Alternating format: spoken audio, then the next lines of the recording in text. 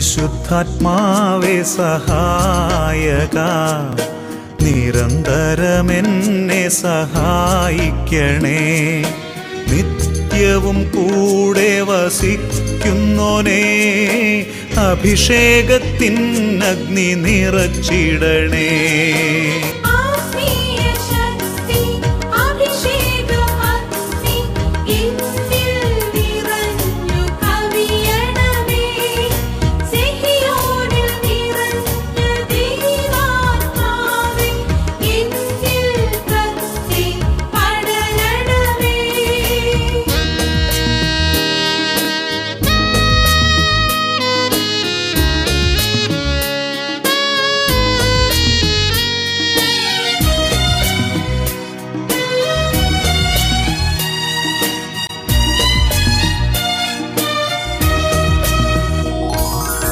എന്നുള്ളിൽ നിറയുന്ന ദൈവിക ശക്തി ലൗകിക ശക്തിയെ തകർത്തിടുന്നു.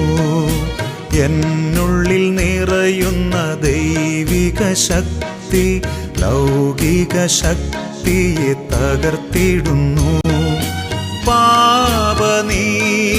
ന്യായ ബോധ്യങ്ങൾ ഹൃത്തിൽ നിറച്ചെന്നെ അഭിഷേചിക്കൂ. പരിശുദ്ധാത്മാവേ സഹായക, നിരന്തരമെന്നെ സഹായിക്കണേ.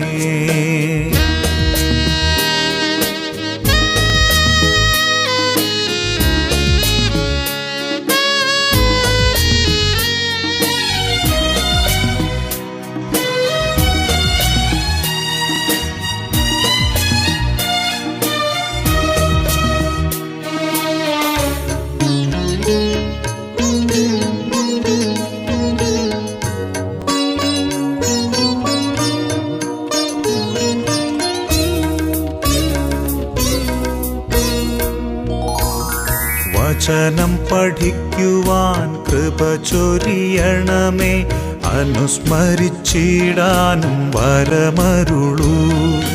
ദൈവപുത്രന് സാക്ഷ്യമേകാൻ അഭിഷേക അഗ്നിയെ ജ്വലിപ്പിച്ചിടൂ.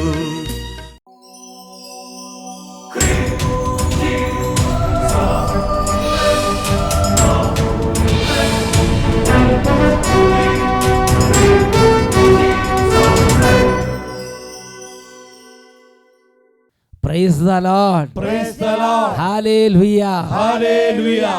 യേശുക്രിസ്തുവിൻ്റെ വാത്സല്യ ഭാജനങ്ങളായ പ്രിയ സഹോദരി സഹോദരങ്ങളെ, അഭിഷേകാഗ്നി ദൈവവചന ശുശ്രൂഷയിലേക്ക് യേശുക്രിസ്തുവിൻ്റെ ധന്യനാമത്തിൽ നിങ്ങൾക്കേവർക്കും സ്വാഗതം.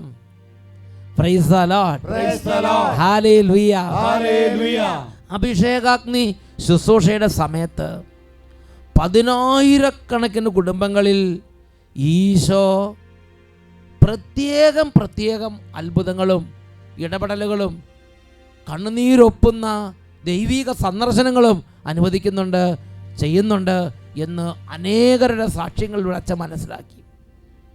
അതിൻ്റെ ഒരു കാരണം എല്ലാ ശനിയാഴ്ചയും അനേക ലക്ഷക്കണക്കിന് ആളുകൾ അഭിഷേകാഗ്നി വചന ശുശ്രൂഷയിൽ പങ്കെടുക്കുന്നവർക്ക് വേണ്ടി ഉപവസിച്ച് പ്രാർത്ഥിക്കുകയാണ്. പ്രിയപ്പെട്ട സഹോദരങ്ങളെ, നിങ്ങളിൽ അനേകർക്ക് ഈ അഭിഷേകാഗ്നി ശുശ്രൂഷയ്ക്ക് വേണ്ടി ഉപവാസം എടുക്കാൻ പ്രേരണ കിട്ടുന്നുണ്ട്. ചെയ്യേണ്ടത് എല്ലാ ശനിയാഴ്ചയും ഉച്ചയ്ക്ക് ഒരു നേരത്തെ ഭക്ഷണം ഉപേക്ഷിച്ച് അഭിഷേകാഗ്നിക്ക് വേണ്ടി ഉപവാസം എടുത്ത് പ്രാർത്ഥിക്കുക. ഇത് അനേകം കുടുംബങ്ങൾക്ക് രക്ഷയായി രൂപാന്തരപ്പെടും. എന്നുറക്കെ പറഞ്ഞേ ഹല്ലേലൂയ. ലക്ഷോപലക്ഷം ദൈവമക്കളുടെ ഒരു കൂട്ടായ പരിശ്രമമാണ് ഉപവാസത്തിലൂടെയും പ്രാർത്ഥനയിലൂടെയും മറ്റ് ഓരോ ടെക്നിക്കൽ സപ്പോർട്ടിലൂടെയൊക്കെയുള്ള ലക്ഷോപലക്ഷം ജനങ്ങളുടെ കൂട്ടായ പരിശ്രമഫലമായിട്ടാണ് അഭിഷേകാഗ്നി ശുശ്രൂഷ ദൈവമക്കളുടെ കൺമുമ്പിലെത്തുന്നത്. ഈ സമയം അതിൻ്റെ അനുഗ്രഹം മക്കളെ നിങ്ങൾക്ക് ലഭിക്കും. എന്നുറക്കെ പറഞ്ഞേ ഹല്ലേലൂയ. ദൈവത്തെ ആരാധിച്ചുകൊണ്ട് ഇന്നത്തെ വചന ശുശ്രൂഷയിലേക്ക് നമ്മൾ പ്രവേശിക്കുകയാണ്. എല്ലാവരും എഴുന്നേറ്റ് നിൽക്കുക. അപ്പൻ, അമ്മ, മക്കള് കുടുംബം ഒരുമിച്ച് എഴുന്നേൽക്കുകയാണ്. ഒരു നല്ല ദൈവാരാധനയിൽ നന്നായി പങ്കെടുക്കുമ്പോൾ അവിടെ ദൈവത്തിൻ്റെ നാമത്തിൽ ഡെലിവറൻസ് ഉണ്ട്, യേശുവിൻ്റെ നാമത്തിൽ അത്ഭുതങ്ങളുണ്ട്, യേശുവിൻ്റെ നാമത്തിൽ അനോയിൻറ്റിംഗ് ഉണ്ട്, യേശുവിൻ്റെ നാമത്തിൽ പരിശുദ്ധാത്മ വരദാനങ്ങൾ വർഷിക്കപ്പെടുന്നുണ്ട്. 2 കരങ്ങൾ ഉയർത്തി മക്കളെ, ഏത് അവസ്ഥയിലാണ് നിങ്ങളുടെ ഹൃദയമെങ്കിലും ഇപ്പോൾ ദൈവത്തിൽ ശരണം വെക്കുക. കൈകൾ ഉയർത്തി ഉച്ചത്തിൽ സ്തുതിക്കുന്നു. Hallelujah, hallelujah, glory, glory, glory, glory, glory, glory, glory, glory, glory. Fire, fire, fire. ആരാധിക്കും എൻ്റെ ദൈവത്തെ ഞാൻ പൂർണ്ണ മനസ്സോടെ. എല്ലാ മക്കളും കൈയടിച്ച് ആരാധിക്കും എൻ്റെ ദൈവത്തെ ഞാൻ പൂർണ്ണ ഹൃദയമോടെ. ആരാധിക്കും എൻ്റെ ദൈവത്തെ ഞാൻ പൂർണ്ണ മനസ്സോടെ. ആരാധിക്കും എൻ്റെ ദൈവത്തെ ഞാൻ പൂർണ്ണ ഹൃദയമോടെ. ഉണർവോടെ ആരാധിക്കും എൻ്റെ ദൈവത്തെ ഞാൻ പൂർണ്ണ ശക്തിയോടെ. ആരാധിക്കും എൻ്റെ ദൈവത്തെ ഞാൻ പൂർണ്ണ ശക്തിയോടെ. ആരാധിക്കും എൻ്റെ ദൈവത്തെ ഞാൻ പൂർണ്ണ മനസ്സോടെ.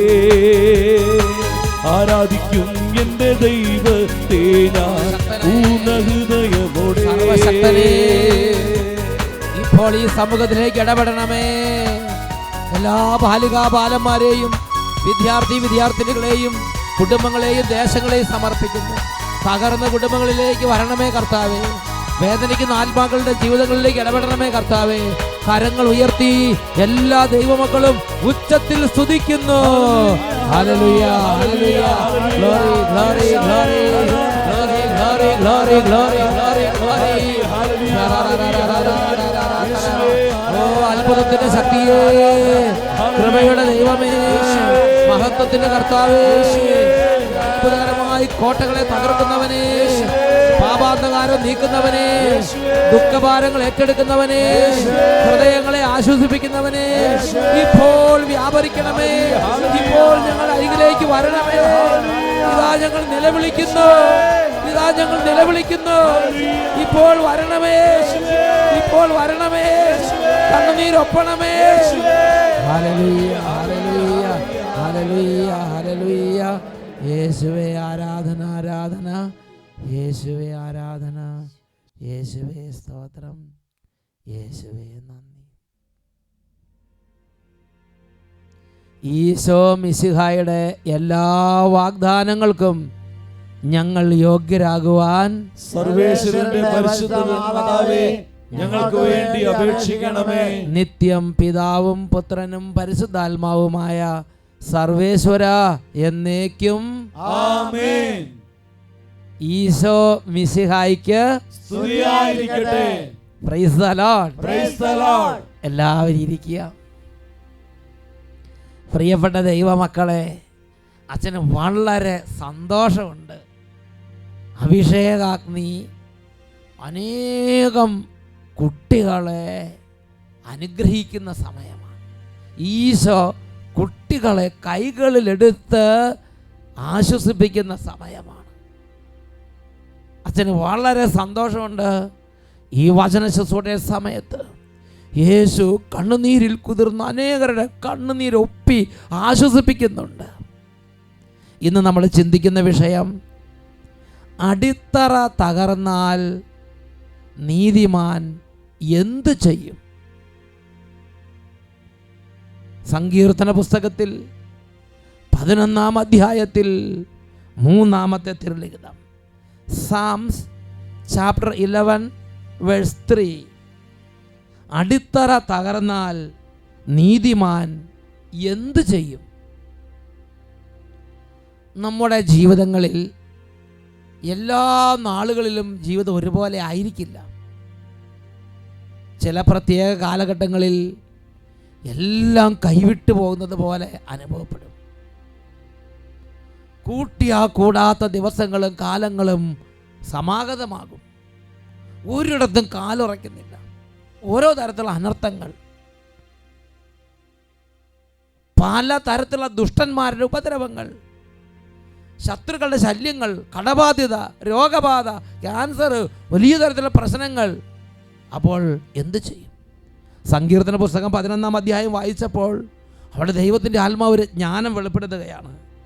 ഞാൻ കർത്താവിനെ ആശ്രയിക്കും. ദൈവത്തിൻ്റെ പൈതൽ ഇങ്ങനെ ഒരു കാര്യം പ്രഖ്യാപിക്കുമ്പോൾ അദ്ദേഹം വേറൊരു പ്രശ്നം നേരിടുകയാണ്. അദ്ദേഹത്തിന് ചുറ്റും ശത്രുക്കൾ കുമിഞ്ഞുകൂടി അദ്ദേഹത്തെ ഞെരുക്കി, അദ്ദേഹത്തെ വല്ലാണ്ട് ഒറ്റപ്പെടുത്തി. എന്നിട്ട് അദ്ദേഹം പറയുന്നത് എങ്ങനെയാണ്? പക്ഷിയെപ്പോലെ പർവ്വതങ്ങളിൽ പോയി ഒളിക്കുക എന്ന് നിങ്ങൾക്ക് എന്നോട് എങ്ങനെ പറയാൻ കഴിയും? നിഷ്കളങ്ക ഹൃദയരെ ഇരുട്ടത്ത് എയ്യാൻ വേണ്ടി ദുഷ്ടന്മാർ വില്ലുകൊലച്ച് അമ്പ് തൊടുത്തുകൊണ്ടിരിക്കുന്നു. ഇങ്ങനെ ഭയങ്കരമായ വിധത്തിൽ ജീവിതം തകർന്ന് ശത്രുക്കളുടെ മനഃപൂർവമായ ശല്യനിമിത്തം വിഷമിക്കുക. ആ സമയത്ത് ഇങ്ങനെ ഒരു ചോദ്യം ഉയരുകയാണ്: അടിത്തറ തകർന്നാൽ നീതിമാൻ എന്തു ചെയ്യും? ഒരുപാട് പേര് ഇന്ന് പാപത്തിലേക്ക് പോവുകയാണ്. എല്ലാം കൈവിടുമ്പോൾ, പ്രതീക്ഷിക്കാത്തത് സംഭവിക്കുമ്പോൾ ഒരുപാട് പേര് നിരാശയിലേക്ക് പോകുന്നു. ഒരുപാട് പേര് പ്രാർത്ഥന ഉപേക്ഷിക്കുന്നു. ഒരുപാട് പേര് ദൈവത്തെ വിട്ട് ഓടിപ്പോകുന്നു. ഒരുപാട് പേര് പ്രാർത്ഥന ഉപേക്ഷിച്ച് പോകുന്നു. പലർക്കും പ്രാർത്ഥിക്കാൻ പറ്റാതെയാകുന്നു. വിശ്വാസം ഉപേക്ഷിച്ച് പോകുന്നു. ലോകപ്രകാരം നടക്കാൻ വേണ്ടി അനേകരുടെ പിന്നാലെ അവർ വരക്കമായെന്ന് തുടങ്ങും. അങ്ങനെ പല വിധത്തിൽ ഇന്ന് പല ആളുകളും ചെതറിപ്പോവുകയാണ്. എന്നാൽ എന്താണ് ദൈവത്തിൻ്റെ വചനം നമുക്ക് നൽകുന്ന നിർദ്ദേശം? സങ്കീർത്തനം 11:1, Psalms chapter 11:1, ഞാൻ കർത്താവിനെ ആശ്രയിക്കും. എന്താ കാരണം? ഒരു ഉറപ്പ് ഈ ദൈവ പൈതലിന്റെ ഹൃദയത്തിൽ ചെറുപ്പകാലങ്ങളിൽ പരിശുദ്ധാത്മാവ് നിക്ഷേപിച്ച് വെച്ചിട്ടുണ്ട്. മക്കളെ, നമ്മുടെ നല്ല നാളുകളിൽ, നമ്മുടെ കൃപയുടെ നാളുകളിൽ, നമ്മുടെ ജീവിതത്തിൻ്റെ തകർച്ചകൾ വരുമ്പോൾ പിടിച്ചു നിൽക്കാനുള്ള അടിസ്ഥാന ബോധ്യങ്ങളെ പരിശുദ്ധാത്മാവ് നിക്ഷേപിച്ചിട്ടുണ്ട്. അത് നാം കൈവിടരുത്. സങ്കീർത്തനം 11-ാം അധ്യായം 4-ാമത്തെ തിരുലിഖിതത്തിൽ ഈ ജീവിതത്തിൽ എന്താണ് ചെയ്യേണ്ടത് തകർച്ചയുടെ നാളുകളിലെന്ന് പരിശുദ്ധാത്മാവ് നേരത്തെ നിക്ഷേപിച്ച ബോധ്യം സങ്കീർത്തനം 11:4 ദൈവപൈതൽ ഏറ്റുപറയുകയാണ്. കർത്താവ് തൻ്റെ വിശുദ്ധ മന്ദിരത്തിലുണ്ട്. അവിടുത്തെ സിംഹാസനം സ്വർഗത്തിലാണ്. അവിടുത്തെ കണ്ണുകൾ മനുഷ്യമക്കളെ കാണുന്നു. അവിടുന്ന് അവരെ സൂക്ഷ്മമായി നിരീക്ഷിക്കുന്നു. അവിടുത്തെ കണ്ണുകൾ നമ്മുടെ ഓരോ സെക്കൻഡിനെയും സൂക്ഷ്മമായി കണ്ടുകൊണ്ടിരിക്കുന്നു. അവിടുന്ന് എനിക്ക് സഹായം എത്തിക്കും. ഈ ഒരു ഉറപ്പ് നീതിമാന്റെ ഹൃദയത്തിൽ ഇരിക്കുകയാണ്. ഒരു വലിയ പ്രശ്നത്തിൽ കുടുംബം ഈ ഒരു ഉറപ്പിൽ രക്ഷപ്പെട്ട കാര്യം അവർ തന്നെ പറയണം. നമുക്ക് ശ്രദ്ധിക്കാം. എൻ്റെ പേര് ഷെറിൻ. ഞാൻ മുണ്ടകയം തെക്കേമല ഇടവകയിൽ നിന്നാണ് വരുന്നത്. ഞാൻ സാക്ഷ്യം പറയുന്നത് എൻ്റെ മമ്മിക്ക് വേണ്ടിയിട്ടാണ്. കഴിഞ്ഞ വർഷം ഫെബ്രുവരി 10-ാം തീയതി രാത്രി സെൻറ് ആൻ്റണീസ് അഴങ്ങാട് ദേവാലയത്തിൽ നിന്ന് ദിവ്യകാരുണ്യ ആരാധന കഴിഞ്ഞ് മമ്മി തിരികെ വീട്ടിലോട്ട് വരുന്ന സമയത്ത് മമ്മിയെ വിഷം തീണ്ടി. ഭയങ്കരമായിട്ട് വിഷമുള്ള ഇനത്തിൽപ്പെട്ട പാമ്പായിരുന്നു. പെട്ടെന്ന് മെഡിക്കൽ കോളേജ് ആശുപത്രിയിൽ കൊണ്ടുവന്നു. പക്ഷേ ഡോക്ടേഴ്സ് പറഞ്ഞു ഒരുപാട് സമയം വൈകി, അതുകൊണ്ട് നമുക്ക് ട്രീറ്റ്മെൻ്റ് ഒന്നും ചെയ്യാൻ പറ്റത്തില്ല, എന്ത് വന്നാലും ആളെ കിട്ടത്തില്ല, 99% നിങ്ങൾ പ്രതീക്ഷിക്കേണ്ട. ഇതാ ഈ ആള് മരിച്ചു പോകും, പാമ്പ് കടിച്ചതാണ്, കൈവിട്ട് പോയി, എല്ലാ പരിധിയും കഴിഞ്ഞിരിക്കുകയാണ്, മരിച്ചു പോകും എന്ന് ഡോക്ടർമാർ 100% വിചാരിച്ചിരുന്നു. ശ്വാസം ഉണ്ടെന്ന് മാത്രമേ ഉള്ളൂ, ഒരു കാരണവശാലും കിട്ടത്തില്ല. അതുകൊണ്ട് നിങ്ങൾ എഴുതി തരണം. നിങ്ങളുടെ ഉത്തരവാദിത്തത്തിലാണ് രോഗിയെ ഇവിടെ കിടത്തുന്നത്. എന്ത് വന്നാലും അത് നിങ്ങളുടെ ഉത്തരവാദിത്വമാണ്, അല്ലാതെ ഹോസ്പിറ്റലിന് ഒരു കുഴപ്പം ഉണ്ടാവത്തില്ല എന്ന് എഴുതി തരണമെന്ന് പറഞ്ഞു. അങ്ങനെ എഴുതി കൊടുത്തതിന് ശേഷം അവരെ അഡ്മിറ്റാക്കി ICU കിടത്തി. ഞങ്ങൾക്ക് ഭയങ്കരമായിട്ട് വിഷമം ഉണ്ടായിരുന്നു. കാരണം പപ്പ മരിച്ചു, ഞാനും എൻ്റെ അനിയത്തി മാത്രമേ ഉള്ളൂ, മമ്മിയും കൂടെ മരിച്ചാൽ ഞങ്ങൾക്ക് ആരുമില്ലാതെ ആകുമല്ലോ ദൈവമേ എന്ന് പറഞ്ഞ് നിലവിളിച്ച് പ്രാർത്ഥിച്ചു. അത് കഴിഞ്ഞുള്ള ദിവസങ്ങളിൽ ഞായറാഴ്ച 8:30 അഭിഷേകാഗ്നി പ്രോഗ്രാമിൻ്റെ സമയത്ത് ഞങ്ങൾ TV-യുടെ മുന്നിൽ ഒരു പേപ്പറിൽ എഴുതി വെച്ചു, ഈശോയെ കൂടുതൽ ആരോഗ്യം ഒന്നും വേണ്ട, എഴുന്നേറ്റ് ഒന്നിരിക്കാൻ മാത്രം ശക്തി തന്നാൽ മതി, ഒന്നും ചെയ്യാൻ വേണ്ട, ഒരാളായിട്ട് ഞങ്ങളുടെ വീട്ടിൽ ഇരിക്കാൻ നീ കൃപ തന്നാൽ മതി, അത് മാത്രം ഞങ്ങൾക്ക് നീ തരണേ ഈശോയെ. അങ്ങനെ വിശ്വാസത്തോടെ അങ്ങോട്ട് TV-യുടെ ഒരു വചനപ്രഘോഷണം നടക്കുമ്പോൾ അഭിഷേകാഗ്നി സമിതി എഴുതി വെച്ച് അങ്ങോട്ട് പ്രാർത്ഥിച്ചു. എൻ്റെ 3 വയസ്സുള്ള മോളുണ്ട്, അവളോട് ഞാൻ പറഞ്ഞു, അവൾ വർത്തമാനം പറയാനായില്ല, ഈശോയെ തായ് ഈശോയെ എന്ന് മാത്രമേ അവൾ പറയത്തുള്ളൂ. അപ്പോൾ അവളോട് പറഞ്ഞു, മോനെ നീ പ്രാർത്ഥിക്കുക. അവളും പ്രാർത്ഥിച്ചു, ഈശോയെ തായ് ഈശോയെ, ഈശോയെ തായ് ഈശോയെ എന്ന് അവൾ പ്രാർത്ഥിച്ചു. അങ്ങനെ ഞങ്ങൾ പ്രാർത്ഥിച്ചതിന് ശേഷം മെഡിക്കൽ കോളേജിൽ നിന്ന് അന്നേരം എൻ്റെ അനിയത്തി ഫോൺ വിളിച്ച് പറഞ്ഞു, എടി ചെറുതായിട്ട് യൂറിൻ പാസ് ചെയ്യാൻ തുടങ്ങിയിട്ടുണ്ടെന്ന് പറഞ്ഞു. അങ്ങനെ ഇരിക്കെ ദൈവത്തിൻ്റെ അനന്തമായ അനുഗ്രഹം കൊണ്ട് ഞങ്ങൾക്ക് ഞങ്ങളുടെ സേവ്യർ അച്ഛൻ ഫോൺ വിളിച്ച് പ്രാർത്ഥനാ സഹായം ഞങ്ങൾക്ക് കിട്ടാനിടയായി.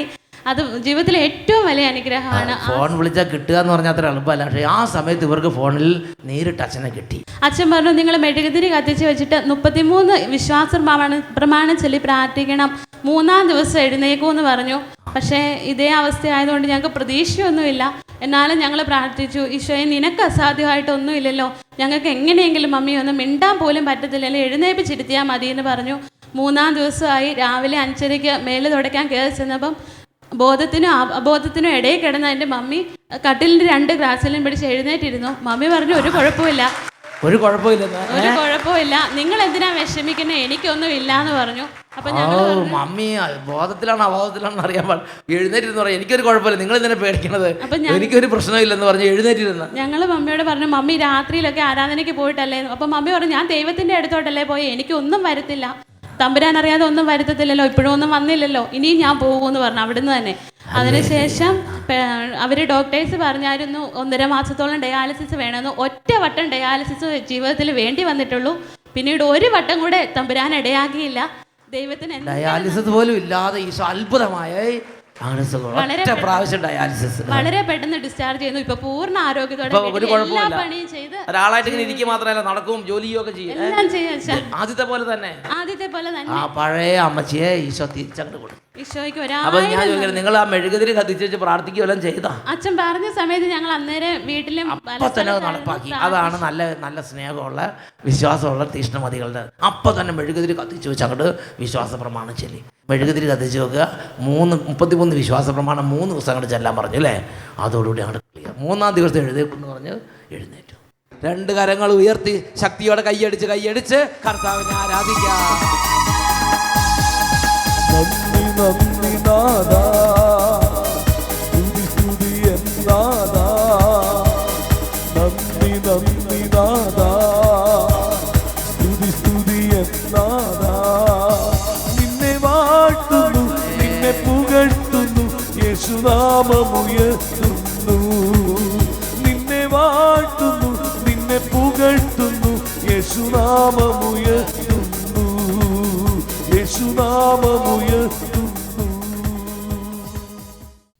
ഉറക്കെ പറയാ ഹല്ലേലൂയ, ഹല്ലേലൂയ. പ്രിയപ്പെട്ട സഹോദരങ്ങളെ, സങ്കീർത്തനം 11:4 പഠിപ്പിക്കുന്നത് ഇത് തന്നെയാണ്. എന്താ വചനം പഠിപ്പിക്കുന്നത്? കർത്താവ് തൻ്റെ വിശുദ്ധ മന്ദിരത്തിലുണ്ട്, അവിടുത്തെ സിംഹാസനം സ്വർഗത്തിലുണ്ട്, അവിടുത്തെ കണ്ണുകൾ മനുഷ്യമക്കളെ തന്നെ നോക്കിക്കൊണ്ടിരിക്കുന്നു. അവിടുത്തെ കണ്ണുകൾ എന്നെ തന്നെ നോക്കിക്കൊണ്ടിരിക്കുന്നു എന്ന് ഓരോരുത്തരും പറയണം. അവിടെ നിന്ന് എന്നെ കാണുന്നുണ്ട്, ഞാൻ പെർപ്ലക്സ്ഡ് ആകരുത്, ഞാൻ പരിഭ്രാന്തനാകരുത്, എനിക്കൊരു ദൈവമുണ്ട്. സങ്കീർത്തന പുസ്തകം 10-ാം അധ്യായം 17-ാം തിരുലിഖിതം വചനം പഠിപ്പിക്കുന്നതാണ്, കർത്താവേ എളിയവരുടെ അഭിലാഷം അവിടുന്ന് നിറവേറ്റും, അവരുടെ ഹൃദയത്തിന് അവിടുന്ന് ധൈര്യം പകരും. ആ കുടുംബത്തിൻ്റെ അവസ്ഥ ചിന്തിച്ചു നോക്ക്. അപ്പൻ മരിച്ചു, അമ്മ മരണത്തിൻ്റെ വക്കത്ത്, ഒരാളും ഹോപ്പ് കൊടുക്കുന്നില്ല, ഒരാളും പ്രതീക്ഷ കൊടുക്കുന്നില്ല. മരിക്കും എന്ന് എല്ലായിടത്തു നിന്നും കേൾക്കണത്. 2 പെൺകുട്ടികൾ, പക്ഷേ അവർ ദൈവത്തിൽ അടിയുറച്ചവർ, അവരുടെ ഹൃദയം വിശ്വാസം ദൈവത്തിൽ വെച്ചവർ. അവർ പറഞ്ഞു, ദൈവം തരും, ഈശോ തരും, യേശു തരും, അമ്മയ്ക്ക് ഈശോ ജീവൻ കൊടുക്കും. എളിയവരുടെ ഹൃദയത്തിന് ധൈര്യം പകരുന്ന കർത്താവ് ആ വാക്കുകളും ആ നിലപാടുകളും കണ്ടു. സങ്കീർത്തനം 10:17, ദൈവമേ എളിയവരുടെ അഭിലാഷം അവിടുന്ന് നിറവേറ്റും, അവരുടെ ഹൃദയത്തിന് അവിടുന്ന് ധൈര്യം പകരുന്നു. സങ്കീർത്തനം 10:14 വീണ്ടും ഈ കാര്യം തന്നെ പഠിപ്പിക്കുന്നുണ്ട്. വചനം പഠിപ്പിക്കുന്നതാണ്, കർത്താവേ അങ്ങ് കാണുന്നുണ്ട്, കഷ്ടപ്പാടുകളും ക്ലേശങ്ങളും അങ്ങ് തീർച്ചയായും കാണുന്നുണ്ട്, അങ്ങവ ഏറ്റെടുക്കും, നിസ്സഹായൻ തന്നെ അങ്ങേക്ക് സമർപ്പിക്കുന്നു, അനാഥന് അവിടുന്ന് സഹായകനാണല്ലോ. അനാഥൻ, പരിഭ്രാന്തൻ, നിസ്സഹായൻ, ജീവിത തകർച്ചയുടെ മുന്നിൽ അടിത്തറ തകർന്നു നിൽക്കുന്ന മകൻ, അടിത്തറ തകർന്നു നിൽക്കുന്ന കുടുംബം, ദൈവം സഹായകൻ. ഈ സമയത്ത് ദൈവത്തെ വിട്ട് ഓടാൻ പിശാച് നിർബന്ധിക്കും. ഈ സമയത്ത് പ്രാർത്ഥിക്കാതിരിക്കാൻ പിശാച് നമ്മളെ വഞ്ചിക്കും. മക്കളെ, പിശാചിന്റെ വഞ്ചനയിൽ കുടുങ്ങരുത്. അടിത്തറ തകരുമ്പോഴും ഹൃദയത്തിലുള്ള വിശ്വാസം തകരരുത്. ഉറക്കെ പറയാ hallelujah, hallelujah, hallelujah, hallelujah, hallelujah, hallelujah. ഒരു പ്രതീക്ഷയ്ക്ക് വകയില്ലെങ്കിലും കർത്താവിന്റെ സഹായം നമ്മളെ മുൻപന്തിയിലെത്തിക്കും. ഒരു കൊച്ചു കുഞ്ഞ് അവൻ്റെ അനുഭവം പറഞ്ഞു. അവൻ ജീവിതത്തിൽ ഒരിക്കലും മലയാളത്തിന് ജയിച്ചിട്ടില്ല, എന്നും മലയാളത്തിന് തോക്കും. 10ാം ക്ലാസ് പരീക്ഷയായി, SSLC പരീക്ഷയായി. പക്ഷെ അവൻ്റെ ഉള്ളിലൊരു വിശ്വാസം, ഈശോ എനിക്കുണ്ട്, എൻ്റെ ഈശോ എന്നെ സഹായിക്കും. എങ്ങനെ അവൻ്റെ ജീവിതത്തിൽ കർത്താവ് ഇടപെട്ട്. എൻ്റെ പേര് സ്റ്റെനോഷ്. ഞാൻ കൊല്ലം നീണ്ടകരയിൽ നിന്ന് വരുന്നു. എന്നിട്ടോ അച്ഛന് കൊല്ലംകാരോട് ഇഷ്ടമായി, കൊല്ലംകാർക്ക് കർത്താവ് അനുഗ്രഹം വർഷിക്കുക. പറഞ്ഞു. ഞാൻ 1ാം ക്ലാസ് മുതൽ 10ാം ക്ലാസ് വരെ ഇതേവരെയായിട്ട് മലയാളത്തിന് ജയിച്ചിട്ടില്ല. 10ാം ക്ലാസ്സിൻ്റെ മോഡൽ വരെ മലയാളത്തിന് ജയിച്ചിട്ടില്ല. മലയാളത്തിന് ഇന്ന് വരെ ജയിച്ചൊരു ചരിത്രം ഉണ്ടായിട്ടില്ല. പക്ഷേ കുട്ടി പറ. ടീച്ചർമാരെല്ലാം പറഞ്ഞു SSLC പരീക്ഷയ്ക്ക് തോക്കാൻ സാധ്യതയുള്ള കുട്ടികളിൽ ഒന്നാണ് ഞാനെന്ന്. ദൈവമേ, എൻ്റെ മോനെ. പക്ഷേ കോവിൽ തോട്ടത്ത് അച്ഛൻ്റെ അല്ലെ ടീച്ചർമാർ നിന്നെ നോക്കിയിട്ട് നിന്നെ നേരെ നോക്കി ഇങ്ങനെ പറഞ്ഞില്ലേ? അതെന്തായാലും ആ ടീച്ചർമാർ അങ്ങനെ ചെയ്യാൻ പാടില്ലായിരുന്നു. പരീക്ഷകളിൽ തോക്കാൻ സാധ്യതയുണ്ട്, അതുകൊണ്ട് എൻ്റെ മോൻ പരീക്ഷ എഴുതാതിരിക്കുകയായിരിക്കും നല്ലതെന്ന് പറഞ്ഞില്ലെന്നുള്ളൂ. അത് ഒരു വക്ക് വരെ എത്തിച്ചു വെച്ച്. പറഞ്ഞു. അപ്പോഴാണ് കോവിൽ തോട്ടത്ത് അഭിഷേകാഗ്നി വരുന്നത്. അഭിഷേകാഗ്നി കൺവെൻഷന് പോയപ്പോൾ ഞാൻ ഈ കാര്യം പ്രാർത്ഥിച്ചായിരുന്നു. അപ്പോൾ അഭിഷേകാഗ്നി കൺവെൻഷൻ കോവിൽ തോട്ടം നടക്കുന്ന സമയത്ത് ഈ മകനെ അപ്പനും അമ്മയും കൂടെ കൂടി അവിടെ കൊണ്ടുവന്ന് അല്ലേ. എന്നിട്ട് ഉഴപ്പൻ സെറ്റിൻ്റെ കൂടെ ഒന്നും ഇരുന്നില്ല. ശരിക്കും ഇവനിരുന്ന് കരഞ്ഞങ്ങോട്ട് പ്രാർത്ഥിച്ച്. എനിക്ക് നീ എന്താ പ്രാർത്ഥിച്ചത്? മാർക്ക് വേണമെന്നൊക്കെ പറഞ്ഞ് പ്രാർത്ഥിച്ചോ? മാർക്ക് വിജയിപ്പിക്കണം എന്ന് ഞാൻ പ്രാർത്ഥിച്ചു. പിന്നെ ഇപ്പോൾ റിസൾട്ട് വന്നപ്പം എനിക്ക് 2 വിഷയത്തിനും മലയാളം ഫസ്റ്റിനും സെക്കൻഡിനും B+ ചെയ്തുണ്ട്. ആണോ? മലയാളത്തിൻ്റെ സ്ഥിതി എന്തായി? 2നും B+ ചെയ്തുണ്ട്. ആണോ? B+ വരെ എത്തി. ഇനി കുറച്ചും കൂടെ കഴിഞ്ഞ് A ആവും. പിന്നെ വേറൊരു കാര്യമുണ്ട്. ഞാൻ 9th സ്റ്റാൻഡേർഡ് ഫൈനൽ എക്സാമിൻ്റെ സമയത്ത് ബൈക്കിൽ നിന്ന് വീണ് എൻ്റെ നട്ടലൊടിഞ്ഞായിരുന്നു. കുറേ നാൾ യാത്രയൊന്നും ചെയ്യാൻ പറ്റിയില്ല. അതുമാത്രമല്ല, ദൂരെയുള്ള സ്ഥലത്തൊന്നും എനിക്ക് പോകാൻ പറ്റത്തില്ല. ഭയങ്കര വേദനയായിരുന്നു. ആ കൺവെൻഷന് ഇത് സമർപ്പിച്ച് പ്രാർത്ഥിച്ചു കഴിഞ്ഞപ്പം എൻ്റെ എല്ലാ വേദനയും ഈശോ എടുത്തു മാറ്റി. നട്ടല് സംബന്ധമായ ക്ഷതങ്ങൾ ഈശോ സുഖപ്പെടുത്തി. ഇപ്പം പിന്നെ എത്ര വേണമെങ്കിൽ യാത്ര ചെയ്യാം. കൊല്ലത്ത് നട്ടപ്പാടി വരെ ബസ്സിലിരുന്ന് യാത്ര ചെയ്ത് കുഴപ്പമില്ല. മറ്റേത് മോട്ടോർ സൈക്കിളിൻ്റെ പുറകെ ഇരുന്ന് പോലും പോകാൻ പറ്റില്ലായിരുന്നു അല്ലേ? അതേമാതിരി ബുദ്ധിമുട്ടായിരുന്നു. അതങ്ങോട്ട് മാറി. എനിക്ക് നിൻ്റെ ആ മലയാളത്തിൽ ജയിച്ചത് കേട്ടിട്ടാണ് എനിക്ക്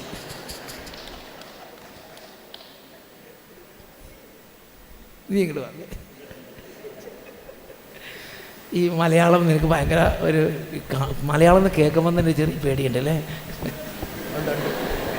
ഉണ്ട്. ആണോ? ഇപ്പം അത് ചേട്ടൻ പരീക്ഷയ്ക്ക് ജയിച്ചപ്പോൾ നിനക്ക് നല്ല സന്തോഷമായോ? ഭയങ്കര സന്തോഷമായി. ആദ്യമായിട്ടാണ് ജയിക്കണല്ലേ? യെസ്. ആ മലയാളത്തെ പേടി കൊണ്ട് ഇംഗ്ലീഷിൽ തന്നെ സംസാരം. എന്തായാലും നിൻ്റെ അപ്പനും അമ്മയും നിന്നെ പ്രാർത്ഥനയ്ക്ക് കൊണ്ടുവന്നത് അത് നിനക്ക് വലിയ അനുഗ്രഹമായി കേട്ടോ. ഇനി നീ പ്രാർത്ഥനയിൽ നിന്ന് പുറത്ത് പോകരുത്, എപ്പോഴും പ്രാർത്ഥിച്ചുകൊണ്ടിരിക്കണം കേട്ടോ. കൊന്ത ചെല്ലണം, സന്ധ്യാപ്രാർത്ഥനയ്ക്ക് കൂടണം, പള്ളിയിൽ പോകണം കേട്ടോ. ശരിയല്ലേ? ചെയ്യില്ലേ? ചെയ്യും. അതുകൊണ്ടാണ് കൊല്ലത്തുനിന്ന് അവിടെ നിന്ന് പോന്ന ആളുകളുടെ കൂട്ടത്തിൽ ഇവൻ ഇവിടെ വന്ന് സാക്ഷ്യപ്പെടുത്തുന്നത്. നിൻ്റെ പേരും കാര്യങ്ങളൊക്കെ ഒന്ന് പറഞ്ഞ. പേരെന്താ? സ്റ്റെനോഷ്.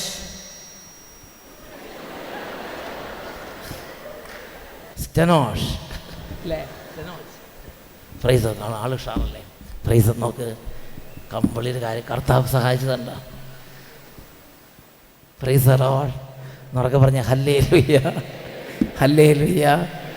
കർത്താവ് മകനെ അങ്ങോട്ട് ജ്ഞാനം കൊടുത്ത് അനുഗ്രഹിച്ച് ടെൻഷൻ എടുത്ത് മാറ്റി. ജീവിതത്തിൽ മലയാളത്തിൽ ജയിച്ചിട്ടില്ലെന്നല്ലേ പറഞ്ഞത്. ആ കാലത്ത് കർത്താവ് എനിക്ക് ജയിക്കണം എന്ന് പറഞ്ഞുകൊണ്ട് പ്രാർത്ഥിച്ചു, ജയിപ്പിച്ചു. കർത്താവ് അനുഗ്രഹിച്ചു. Hallelujah, hallelujah. പ്രിയപ്പെട്ട സഹോദരങ്ങളെ, ആ കുട്ടി നിരാശനാകാൻ നിന്നില്ല. ആ കുട്ടി ദൈവത്തെ പഴിക്കാൻ നിന്നില്ല, ആ കുട്ടി ദൈവത്തെ ചോദ്യം ചെയ്യാൻ നിന്നില്ല. എനിക്ക് എന്തുകൊണ്ട് ബുദ്ധി തന്നില്ല, എനിക്ക് എന്തുകൊണ്ട് ഇങ്ങനെ സൃഷ്ടിച്ചു, അങ്ങനെയൊന്നും ചോദിക്കാൻ നിന്നില്ല. അവൻ എളിമപ്പെട്ടു, അവൻ സന്തോഷമാണ്. അവൻ കർത്താവിനോട് പറഞ്ഞു, എന്നെ ഒന്ന് അനുഗ്രഹിക്കണം, എനിക്ക് നല്ല മാർക്ക് വേണം. അവൻ എല്ലാ ചിട്ടവട്ടങ്ങൾക്കും സഭയുടെ ശുശ്രൂഷകൾക്കും വിധേയപ്പെട്ട് അവൻ ആ ബ്ലെസ്സിങ് സ്വീകരിച്ചു. കർത്താവ് അവനെ സഹായിച്ചു. സങ്കീർത്തന പുസ്തകം 18-ാം അധ്യായം 35-ാം തിരുലിഖിതം, സാംസ് 18:35. അവിടെ നമ്മൾ വായിക്കുന്നത് എങ്ങനെയാണ്? അങ്ങ് എനിക്ക് രക്ഷയുടെ പരിച നൽകി, അവിടുത്തെ വലത് കൈ എന്നെ താങ്ങി നിർത്തി, അവിടുത്തെ വാത്സല്യം എന്നെ വലിയവനാക്കി, എൻ്റെ പാത വിശാലമാക്കി, എൻ്റെ കാലുകൾ വഴുതാൻ അവിടുന്ന് സമ്മതിച്ചില്ല. അവിടുത്തെ വാത്സല്യം എന്നെ വലിയവനാക്കി, അവിടുന്ന് എന്നെ മുൻപന്തിയിലെത്തിച്ച് എന്നെ നോക്കിക്കൊണ്ടിരിക്കുന്നൊരു ദൈവമുണ്ട്. അടിത്തറ തകരുമ്പോഴും ഞാൻ ദൈവത്തെ വിളിച്ചപേക്ഷിക്കണം. 42-ാം സങ്കീർത്തനത്തിലെ 5-ാമത്തെ തിരുലിഖിതം, എൻ്റെ ആത്മാവേ നീ എന്തിന് വിഷാദിച്ചുഴലുന്നു, നീ എന്തിന് നെടുവീർപ്പെടുന്നു, ദൈവത്തിൽ പ്രത്യാശ വെക്കുവീൻ. സാംസ് 42:5. ദൈവത്തിൽ പ്രത്യാശ വെക്കുക. ഈ സമയം എഴുന്നേറ്റ് നിന്ന് പരിശുദ്ധ കുർബാനയുടെ മുമ്പിൽ, ആരാധന മുമ്പിൽ ഹൃദയം നുറുങ്ങി നമുക്ക് പ്രാർത്ഥിക്കാം.